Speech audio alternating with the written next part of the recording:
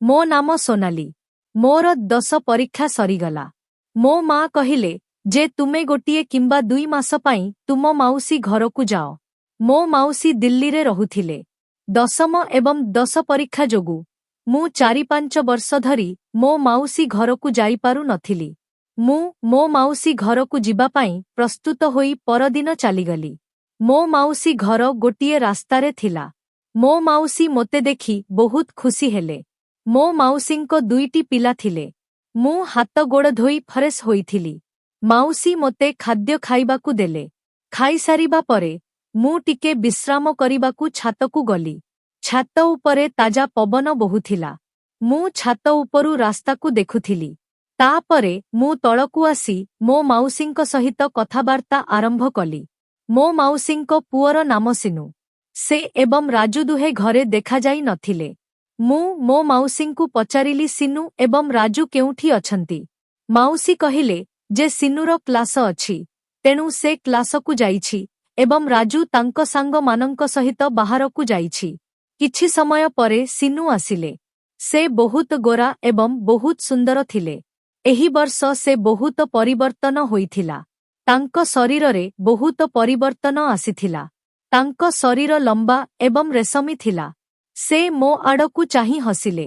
ମୁଁ ତାଙ୍କ ରୁମକୁ ଯିବା ସମୟରେ ତାଙ୍କୁ କିଛି କହିବାକୁ ଯାଉଥିଲି। ସେ ରୁମରେ ଫ୍ରେଶ୍ ହୋଇଗଲେ ଏବଂ ମାମି ତାଙ୍କୁ ଖାଦ୍ୟ ଦେଲେ। ଖାଇବା ପରେ ସେ ଏକ ପୁସ୍ତକ ଖୋଲି ତାଙ୍କ ପଢ଼ାରେ ବ୍ୟସ୍ତ ହୋଇଗଲେ।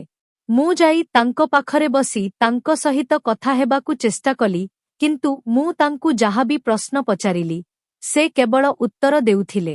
ଏହା ବ୍ୟତୀତ ସେ କିଛି କହିଲେ ନାହିଁ। ମୁଁ ତାଙ୍କୁ ପଚାରିଲି ତୁମେ କେଉଁ କ୍ଲାସରେ ପଢ଼?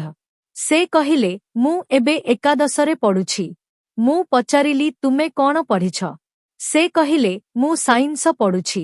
ମୁଁ ପଚାରିଲି ତୁମର କ୍ଲାସରେ ପରୀକ୍ଷା ଚାଲିଛି କି? ସେ କହିଲେ ହଁ, ଚାଲିଛି। ସେଥିପାଇଁ ମୁଁ ପଢ଼ୁଛି। ଏହାପରେ ସେ ଉଠି ଛାତ ଉପରେ ପଢ଼ିବାକୁ ଗଲେ। ମୁଁ ମାମି ଏବଂ ରାଜୁଙ୍କ ସହ କଥାବାର୍ତ୍ତା ଆରମ୍ଭ କଲି, କିନ୍ତୁ କଥାବାର୍ତ୍ତା ସମୟରେ ମୋ ମନରେ କେବଳ ସିନୁର ଚିନ୍ତା ଆସୁଥିଲା। ସନ୍ଧ୍ୟାରେ ଆମେ ରାତ୍ରିଭୋଜନ କରୁଥିଲୁ। ଗ୍ରୀଷ୍ମ ଋତୁ ଥିଲା, ତେଣୁ ଆମେ ସମସ୍ତେ ଛାତ ଉପରେ ଶୋଇବାକୁ ଯାଉଥିଲୁ। ସିନୁ ଛାତ ଉପରେ ବିଛଣା ବିଛାଇ ଦେଉଥିଲା। ମୋର ବିଛଣା ମଧ୍ୟ ଗୋଟିଏ ପାଖରେ ବିଛାଇଥିଲା। ମୁଁ ସେଠାରେ ଶୋଇଥିଲି। ସିନୁ ମୋ ପାଖରେ ଶୋଇଥିଲେ। କେବଳ ତାଙ୍କ ମୁହଁ ମୋ ସାମ୍ନାରେ ଆସୁଥିଲା। ମୁଁ ତାଙ୍କୁ ଗୁପ୍ତ ଭାବରେ ଦେଖୁଥିଲି। ଚାନ୍ଦିନୀ ସ୍ପଷ୍ଟ ଭାବରେ ପଡ଼ୁଥିଲା। ସେ ଚାନ୍ଦିନୀ ଆଲୋକରେ ଦେଖାଯାଉଥିଲେ ଏବଂ ମୁଁ ତାଙ୍କୁ ଚାହିଁ ଶୋଇପଡ଼ିଲି। ସକାଳେ ମାମି ମୋତେ ଉଠାଇଲେ। ମୁଁ ଉଠି ଜଳଖିଆ ଖାଇବାକୁ ତଳକୁ ଆସିଲି। ସିନୁ କ୍ଲାସ ଯିବାକୁ ପ୍ରସ୍ତୁତ ହେଉଥିଲେ। ମୁଁ ସିନୁଙ୍କ ସହ କଥା ହେବାକୁ ଚେଷ୍ଟା କଲି, କିନ୍ତୁ ସେ ମୋତେ ଅଣଦେଖା କରି କ୍ଲାସକୁ ଚାଲିଗଲେ। ସେ ମୋତେ ଯେତେ ଅଣଦେଖା କରୁଥିଲେ, ମୁଁ ତାଙ୍କ ପ୍ରତି ସେତେ ଆକର୍ଷିତ ହେଉଥିଲି। ମୁଁ ସାରା ଦିନ ରାଜୁ ଏବଂ ମାମିଙ୍କ ସହିତ କଥାବାର୍ତ୍ତା ଏବଂ ଖେଳ ଖେଳୁଥିଲି। ମାମୁଁ କହିଥିଲେ ଯେ ମୋ କମ୍ପାନୀର ଅନ୍ୟ ସହରରେ କାମ ଅଛି, ତେଣୁ ମୋତେ ଗୋଟିଏ କିମ୍ବା 2 ସପ୍ତାହ ସେଠାରେ ରହିବାକୁ ପଡ଼ିବ। ତୁମେ 3 ଜଣ ଘରେ ରୁହ। ମୁଁ କହିଲି ହଁ କାକା, ଚିନ୍ତା କର ନାହିଁ, ମୁଁ ଏଠାରେ ଅଛି। ମାମି କାକାଙ୍କୁ ଖାଇବାକୁ ଦେଲେ। କାକା ଖାଇ ଚାଲିଗଲେ। ମୁଁ ସାରା ଦିନ ରାଜୁ ଏବଂ ମାମିଙ୍କ ସହିତ ଗପସପ କରି ଚାଲିଗଲି। ମୁଁ ରାଜୁ ସହିତ ଖେଳ ଖେଳୁଥିଲି, କିନ୍ତୁ ଦିନସାରା ମୋ ମନରେ କେବଳ ସିନୁ ଆସୁଥିଲା। ମୁଁ ତାକୁ ଅପେକ୍ଷା କରିଥିଲି। ସନ୍ଧ୍ୟା 4ଟା ବାଜିଗଲା ଏବଂ ଦ୍ୱାର ଖୋଲିଗଲା। ମୁଁ ଦେଖିଲି ଯେ ସେ ଆସିଛନ୍ତି। ସେ ଝାଳରେ ଭିଜି ଯାଇଥିଲେ, କିନ୍ତୁ ସେ ତୁରନ୍ତ ତାଙ୍କ ରୁମକୁ ଗଲେ ଏବଂ ଫ୍ରେଶ୍ ହୋଇ ଆସିଲେ। ରାଜୁ କହିଲେ, ଆସ ଭାଇ, ଚାଲ ବଜାର ଯିବା। ମୁଁ ରାଜୁଙ୍କ ସହିତ ବଜାରକୁ ଗଲି। ମୁଁ ବଜାରରେ ବୁଲିକି କିଛି ଜିନିଷ କିଣିଲି ଏବଂ ସିନୁ ପାଇଁ ଚକୋଲେଟ୍ ମଧ୍ୟ କିଣିଲି। ଘରକୁ ଫେରିବା ପରେ ମୁଁ ସିନୁକୁ ଚକୋଲେଟ୍ ଦେଇଥିଲି, କିନ୍ତୁ ସେ କହିଲା ମୁଁ ଚକୋଲେଟ୍ ପସନ୍ଦ କରେ ନାହିଁ। ମୁଁ ଭାବିଲି ଚକୋଲେଟ୍ ପାଇଁ ଝିଅମାନେ କେତେ ପାଗଳ, ତେବେ ସେ କାହିଁକି ନେଉନାହିଁ? ଏହା ଟିକେ ଭିନ୍ନ ଥିଲା। ସେ ମୋତେ ଯେତେଦୂର ଠେଲିଦେଲେ ବି ମୁଁ ସେତେ ତାଙ୍କ ଆଡ଼କୁ ଟାଣି ହୋଇଯାଉଥିଲି। ସବୁଦିନ ପରି ସେହି ରାତିରେ ଆମେ 4 ଜଣ ଛାତ ଉପରେ ଶୋଇବାକୁ ଗଲୁ। ଆମେ ଛାତ ଉପରେ ଶୋଇଥିଲୁ, ହଠାତ୍ ବର୍ଷା ଆରମ୍ଭ ହେଲା। ବର୍ଷା ହେବା ପରେ आमे समस्ते उठी शीघ्र समस्त बिछଣା प्याक करी छात उपर सेही छोट कोठरीकु गलु। कोठरीटी टिके छोट थिला। लाइट लिभि जाइथिला, तेणु कोठरीरे बहुत अंधार थिला। मु कोणरे सोईथिली। हठात रातिरे गड़घड़ी शब्दरे मु उठी पड़िली। मु जानिपारिली जे केही जणे मो पाखरे सोईछंती। मु भाबिली हुएत राजू मो पाखरे सोईछंती, किंतु जेतेबेळे मु बिजुळीर चमकरे चाहिली, मु संपूर्ण आश्चर्य होईगली। सिनु मो पाखरे सोईथिले। मोर निश्वास बंद होईगला। मु अनुभव कली जे मो भितरे आउ जीवन नाही। ताकू एते पाखरे सोईथिबा देखि मो बहुत खुशी हेली। मु तांकु चाही सोई पड़िली। किछि समय परे मु स्वाभाविक होईगली एवं मु तांकु छुईबाकू इच्छा करिबाकू लागिली, किंतु मु डरिगली जे जदि मु तांकु छुई दिए एवं से उठी पड़े तेबे एक बड़ हंगामा हेबो। मु बुझिपारिली जे रातिरे एही कोठरीरे अंधार हेतु से देखि नथान्ते एवं से निश्चित भाबरे मो पाखरे आसी सोईथान्ते, कारण मो माउसी मो पाखरे सोईथिले एवं से निश्चित भाबरे तांको मांको सहित सोईबाकू आसीथिले, तेणु से मो पाखरे सोईथान्ते। जदि से जानिथान्ते जे मु एठारे सोईछि, तेबे से एठारे सोई नथान्ते। एबे किछि करिबा पूर्वरु मोते जानिबाकू पड़िबो जे से जानिशुणी ना भूलरे मो पाखरे सोईछंती। मु जानिशुणी सोईथिबार अभिनय कली एवं तांको कांधरे मोर हाथ रखिली। जेतेबेळे मोर हाथ तांको कांधरे पड़िला, मु एपरी अनुभव कली। मोते लागिला जेपरी से विद्युत आघात पाइले। मोर स्पर्श तांकु उठाई देला। से मो हाथकू घुंचाई देले। मु सोईथिबार अभिनय करी चालिली। से उठी बसी मोते चाहिबाकू लागिले। मु अंधाररे किछि स्पष्ट भाबरे देखिपारिली नाही, किंतु से बिजुळीर झलकरे मो मुह देखिले। से शीघ्र उठी मो माउसींको अन्य पार्श्वकू जाई सोई पड़िले। किछि समय परे मु देखिली जे से सेठारे सोई पड़िछंती। मु परे भाबिली जे मु तांकु छुईथिली एवं सेथिपाई से निश्चय उठिथिबे। जाहा हेउ मु सोई पड़िली। परदिन तांकर एक बहुत कष्टकर पेपर थिला। से बहुत टेंशन्स थिले। मु तांकु पचारिली कि पेपर? से कहिले गणित पेपर। मु कहिली जे मु गणितकू बहुत पसंद करे एवं मु गणितरे मध्य बहुत भल नंबर रखिछि। मु तुमकू गणित पढ़ाई पारिबी। मु सिनुंकू गणित पढ़ाइबाकू कहिली। से किछि समय भाबिले एवं हाँ कहिले। मु तांकू गणित पढ़ाइबा आरंभ कली। मु कहिली जे आमे छात उपरे पढ़िबा उचित।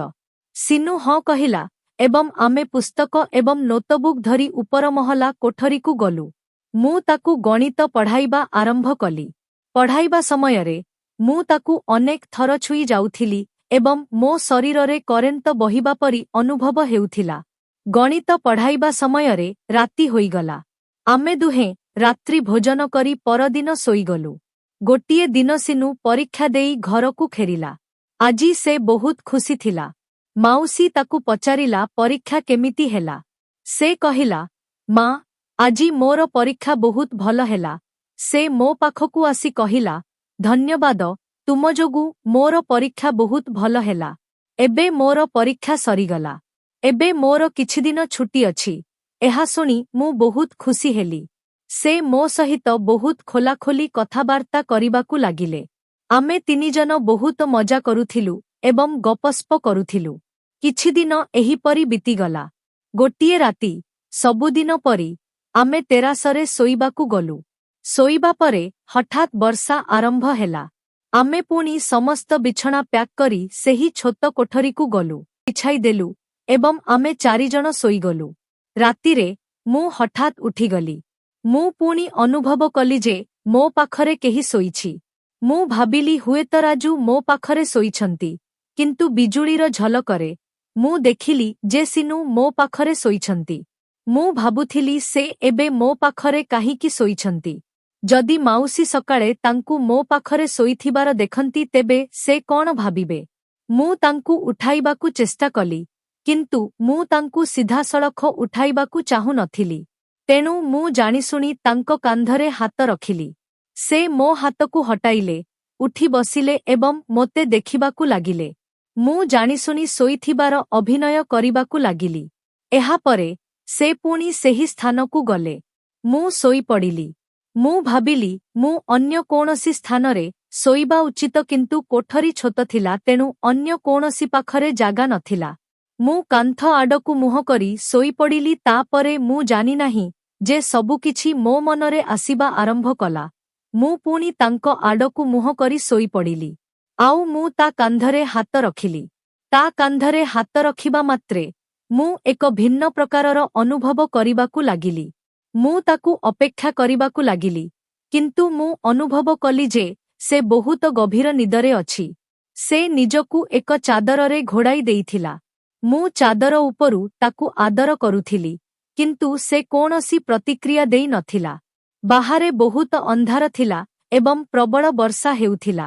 ଏବେ ମୋର ମନ ଜଳି ଉଠିଥିଲା। ମୋର ସାହସ ବଢ଼ିଗଲା ଏବଂ ମୁଁ ତା ପାଖକୁ ଯାଇ ଶୋଇପଡ଼ିଲି। ଏବେ ଆମ ମଧ୍ୟରେ ବହୁତ କମ୍ ଦୂରତା ଥିଲା କିନ୍ତୁ ମୁଁ ଚାଦର ଭିତରେ ହାତ ରଖିବା ମାତ୍ରେ ସେ ମୋ ହାତ ଧରିଲା। ମୁଁ ଚୁପ ହୋଇଗଲି କିନ୍ତୁ ଏହାପରେ ମୁଁ କିଛି କଲି ନାହିଁ। ମୁଁ ଶୋଇଥିବାର ଅଭିନୟ କରି ଚାଲିଲି କାରଣ ସେ ମୋ ହାତ ଧରିଥିଲା।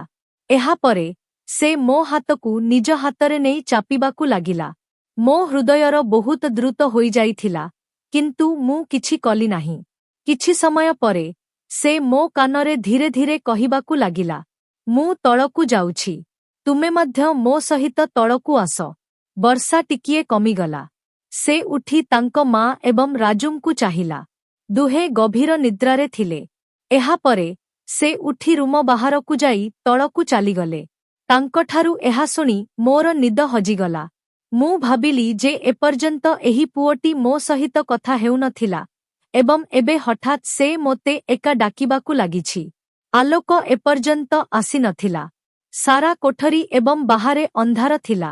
ମୁଁ ତଳକୁ ଗଲି। ମୁଁ ତଳକୁ ଯିବା ମାତ୍ରେ ଦେଖିଲି ଯେ ସେ ମୋ ପାଇଁ ଅପେକ୍ଷା କରିଛି କିନ୍ତୁ ଅନ୍ଧାରରେ ମୁଁ ସ୍ପଷ୍ଟ ଭାବରେ କିଛି ଦେଖିପାରୁ ନଥିଲି। ସେ ମୋ ପାଖକୁ ଆସି ମୋ ହାତ ଧରି ରୁମକୁ ନେଇଗଲା। ରୁମରେ ସେ ମୋତେ ବିଛଣାରେ ଠେଲିଦେଲା ଏବଂ ଚୁମା ଦେବାକୁ ଲାଗିଲା। ମୁଁ ମଧ୍ୟ ତାକୁ ଚୁମା ଦେବାକୁ ଲାଗିଲି। ଆମେ ଦୁହେଁ ପରସ୍ପରର ପ୍ରେମରେ ହଜିଗଲୁ। କିଛି ସମୟ ପରେ ଆମେ ଦୁହେଁ ଆମର ପୋଷାକ ସଜାଡ଼ି ଉପର ମହଲାକୁ ଯାଇ ଶୋଇଗଲୁ। ଏହା 20 ଦିନ ପର୍ଯ୍ୟନ୍ତ ଚାଲିଲା। ଏବେ ମୋର ଛୁଟି ମଧ୍ୟ ସରିଗଲା ତେଣୁ ମୁଁ ମୋ ଗାଁକୁ ଯିବା ପାଇଁ ଚାଲିଗଲି। ଯେତେବେଳେ ମୁଁ ଗାଁକୁ ଯାଉଥିଲି ମୁଁ ସିନୁର ଆଖିରେ ଲୁହ ଦେଖିଲି। ମୁଁ ସିନୁଙ୍କୁ କହିଲି ଯେ ଚିନ୍ତା କର ନାହିଁ। ମୁଁ ମୋ ବାପାମାଙ୍କ ସହିତ କଥା ହେବି ଏବଂ ଆମ ବିବାହ ବିଷୟରେ କହିବି। ମୁଁ ତୁମକୁ ବହୁତ ଭଲ ପାଏ। ମୁଁ ମୋ ବାପାମାଙ୍କ ସହ କଥା ହେଲି ଏବଂ ସିନୁଙ୍କ ହାତ ମାଗିଲି। ଆମେ ବିବାହ କଲୁ ଏବଂ ଆମେ ଦୁହେଁ ଖୁସିରେ ରହିବା ଆରମ୍ଭ କଲୁ। ତେଣୁ ସାଙ୍ଗମାନେ, କାହାଣୀଟି ଭଲ ଲାଗିଥିଲେ ଲାଇକ୍ ଏବଂ ସେୟାର କର। ଧନ୍ୟବାଦ।